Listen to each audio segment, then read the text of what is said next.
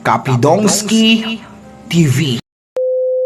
Wow, Ate may vlog na. Mapagpalang araw po mga idol, please like this video at paunawa tapusin muna ang buong video na ito at unawain ang nilalaman ng video at bago magkomento. Daghang salamat sa inyong tanan sa walang sawang pagsubaybay sa aking mga reaction.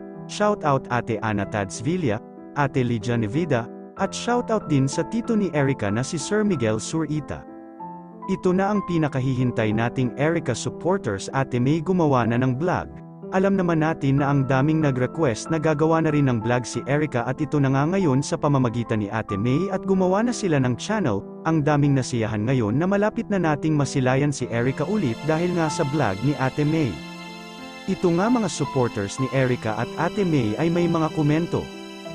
From Team Exclusive Global, dito lang kami nakasupport sa inyo, sana mag-YT din kayo charity vlog kahit kunting grocery lang muna, madami pa rin nagmamahal sa inyo magkapatid, huwag pansinin ang mga baliw na basher, laban lang. Go Ate May Panza, I will support you, good job Ate May, isama mo lagi si Ikay sa vlog mo, miss na namin siya, God bless sa inyo family and all supporter. Okay yan, mag-vlog ka na May, isama mo lagi si Erica sa YouTube channel, follow ko agad kayo, ang dami pa nakasupport sa inyo. Always a bangers sa mga videos nyong dalawa, excited na talaga ako. Go Ate May, vlog ka na para lagi namin kayo makita at akay. Hayaan mo na ang mga basher, walang may tutulong sa inyo kung hindi man Ira, at mag-live ka na rin para kung may magpalipad makatulong sa inyo, lalo na kay Erica kasi nag-aaral siya. Here I support you, tagal namin hinintay ang vlogs nyo. Sige na Maya, ituloy muna, ang daming nag-aabang sa inyong dalawa, miss ko na kayo para hindi na ako manood sa iba, sa inyo na lang. Maganda yan si May na mag-vlog kaysa kay Kekay, baka marami naman kakahol at gamitin ang pangalan niya ng mga hindi natigil kakabash.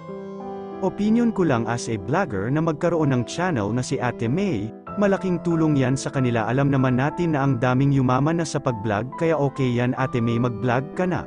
Pero suggestions ko lang, huwag ka mag-charity vlog Ate May, sarili nyong video ang gamitin nyo dahil marami kayong supporters, kaya sarili nyo video gamitin Ate May, huwag kayo mag-charity, huwag kayo tutulad sa ibang charity vlogger na gamitin ang ibang tao. Basta ang gamitin yung video Ate May sarili ninyo dahil sikat kayo, ang daming nag-aabang sa inyo na magkaroon ng channel.